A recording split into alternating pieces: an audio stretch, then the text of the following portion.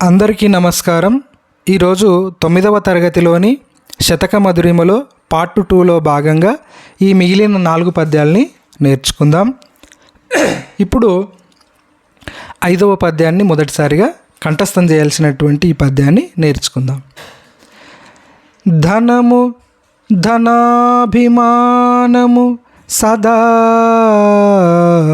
ధనతృష్ణయు మూడు దోషముల్ ధనికునకందు తొల్తటిది ద్రవ్యము పేదకు లేదు కావునన్ ధనికుని కంటే పేదకడు ధన్యుడు ఆతని తృష్ణ సజ్జనాప్తిని శమియించు వెంకటపతి అఖిలాండపతి శ్రీయప్పతి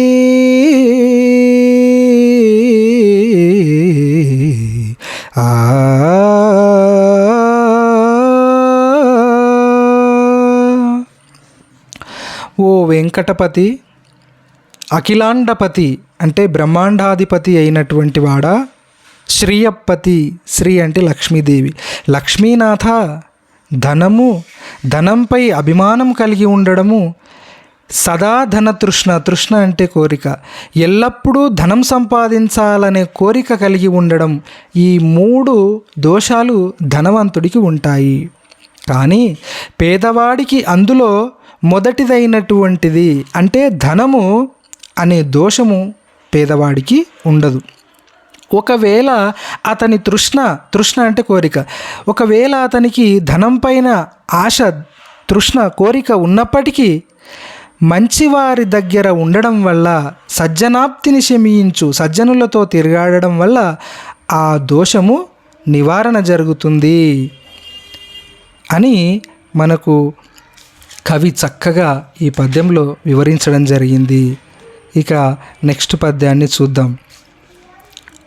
గరమున్ రింగి హరించితిన్ సుజన దుఃఖం మంచు నీ ఆత్మలో మురియంబోకు మనుష్య దుర్విషమున్ మూలింపు మా ముందు ఈ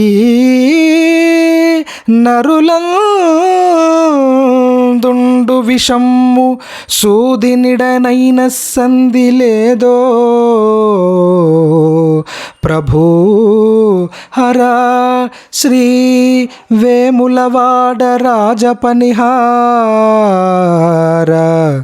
రాజరాజేశ్వర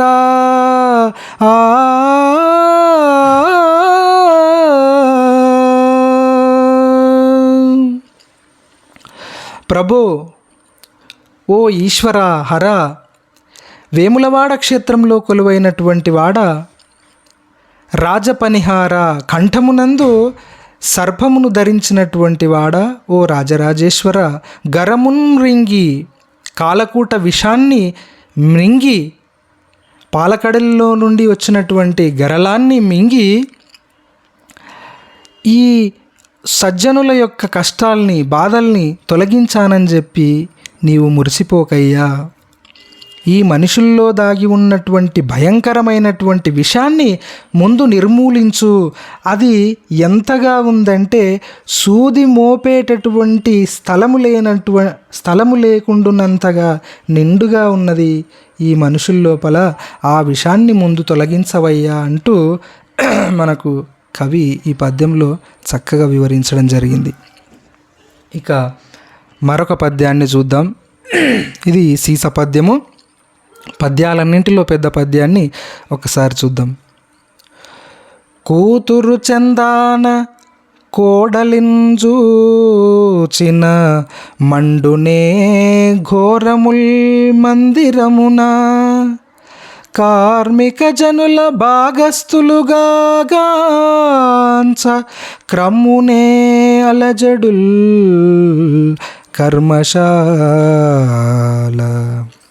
దళితుల నిజ సోదరులుగా మన్నించ పుట్టునే ఉత్పాతములు జగాన పరమతస్థుల తమవారిగా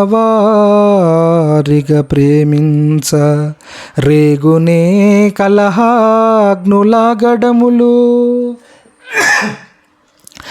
అఖిల జీవుల తమవోలెనాదరింప ఉద్భవించునే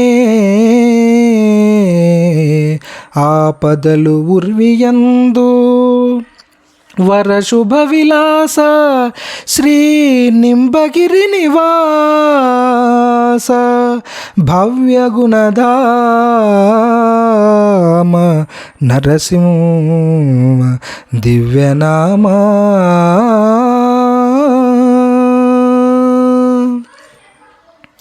నింబగిరి క్షేత్రంలో కొలువైనటువంటి వాడ, శుభాలతో విలసిల్లేటటువంటి వాడ, అత్యుత్తమ సుగుణాలు కలిగినటువంటి వాడ, సుగుణాలకు నిలయమైనటువంటి వాడ ఓ నరసింహ. కోడలిని ప్రతి ఇంటి లోపల కోడలిని కూతురుగా భావించినట్లయితే అసలు ఏ గొడవలు ఉండవు. అలాగే కర్మాగారాల్లో పనిచేసేటటువంటి, ఫ్యాక్టరీల్లో పనిచేసేటటువంటి కార్మికులను యజమాని తన భాగస్థులుగా చేసుకున్నట్లయితే ఏ అల్లర్లు, పికిటింగులు, సమ్మెలు ఉండవు. అలాగే దళితులను తన సొంత అన్నదమ్ముల్లాగా భావించినట్లయితే ఈ ప్రపంచంలో ఏ ఉపద్రవాలు ఇట్లాంటివి ఏమీ జరగవు. అలాగే ఇతర మతస్థులను తమవారిగా ప్రేమించినట్లయితే కొట్లాటలు, గొడవలు, ఈ యుద్ధాలు అనేటటువంటివి జరగవు తండ్రి. ఇంకా ప్రాణులందరినీ తన వలె ఆదరిస్తే ఈ భూమి మీద అసలు కష్టాలే ఉండవు స్వామి అంటూ చక్కటి ఈ పద్యము మనకు వివరించడం జరుగుతుంది. ఇక చివరి పద్యాన్ని చూద్దాం. ఆశపాశ నిబద్ధుడై చెడక నిత్యం ఓర్పుతో దేశికా ఆదేశంబుం తలదాల్చి యోగ విధులర్తిన్ సల్పుచున్ భవ్యమౌన్ ఆశీర్వాదమునొజ్జచే బడసి తాను అందంగనౌ అంచితంబౌ శాంతంబును అచ్యుతార్చిత పదాబ్జ చంద్రమౌళీశ్వర.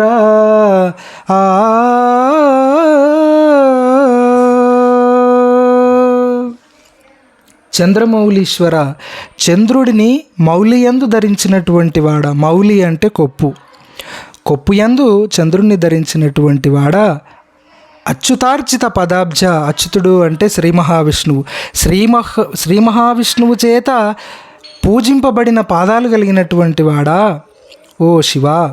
ఆశపాశ నిబద్ధుడై చెడక, ఆశ అనేటటువంటి పాశానికి, పాశం అంటే త్రాడు, తాడుకు బందీ అయిపోకుండా, చెడిపోకుండా నిత్యంబు ఎల్లప్పుడూ ఓర్పుతో, సహనంతో దేశిక ఆదేశంబున్, దేశిక అంటే గురువు, గురువు యొక్క ఆదేశాలను, ఆజ్ఞలను పాటిస్తూ శిరసావహిస్తూ యోగ విధులను అంటే యోగాభ్యాసము చేయాల్సినటువంటి విధులు, అష్టాంగ యోగ విధులను, అష్టాంగ యోగ విధులు 8 రకాలైనటువంటి అష్టాంగ యోగాభ్యాసం చేయాల్సినటువంటి విధులు ఉంటాయి. అవి యమ, నియమ, ఆసన, ప్రాణాయామ, ప్రత్యాహార, ధ్యాన, ధారణ, సమాధి అనే ఈ అష్టాంగ యోగ విధులను నిర్వర్తిస్తూ ఎల్లప్పుడూ కూడా అర్తిన్ సల్పుచున్ ప్రీతితో ఇవన్నిటినీ ఆచరిస్తూ భవ్యమౌ అనుకూలమైనటువంటి ఆశీర్వాదము, ఆశీస్సులను